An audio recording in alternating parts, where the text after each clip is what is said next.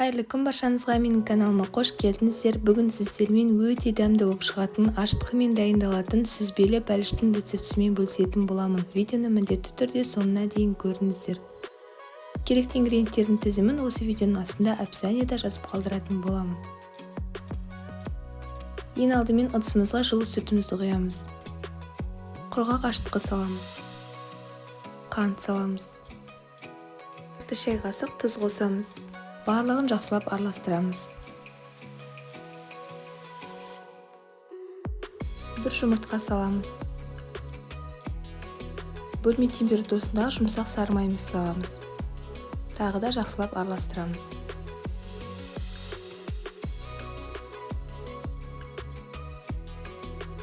Електен өткізген ұнымызды саламыз. Барлығын бірден салмаймыз, бөліп салатын боламыз.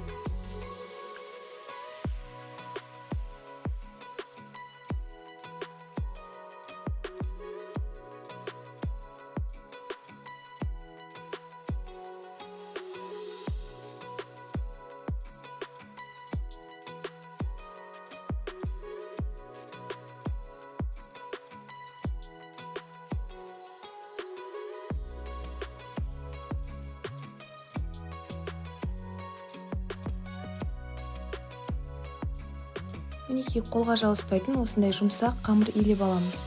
Бетін жауып 1 сағатқа көтерілуге жылы жерге қойып қоямыз.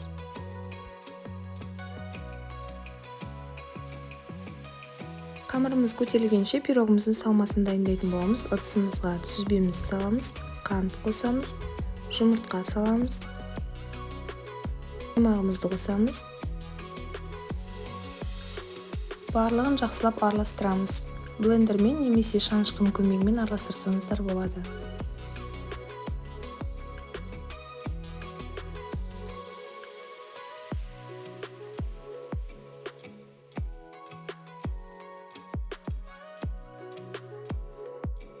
Мінекей, біздің қамырымыз дайын болды, күшті болып көтеріліп шықты. Енді қамырымызды дөңгелетіп жайып алатын боламыз.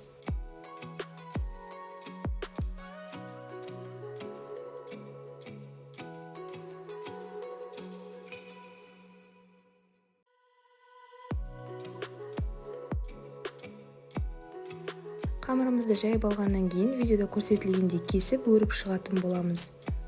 Өзіңізге ыңғайлы болу үшін осылай формамен із қалдырып алсаңыздар болады, сонда бір келкі болып барлығы кесіліп шығады.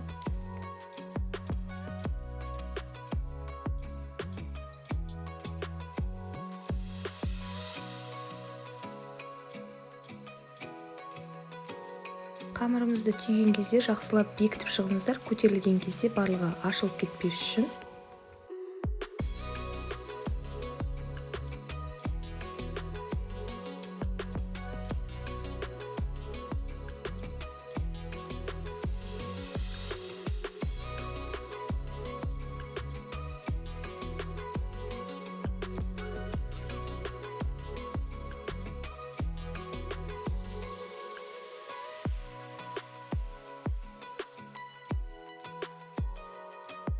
Мен осындай пирогқа арналған формада пісіретін боламын. Астына жабыспас үшін сары май жақтым.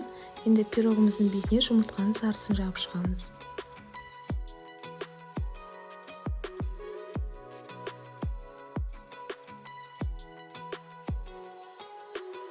Дайындап алған пирогымыздың салмасын саламыз.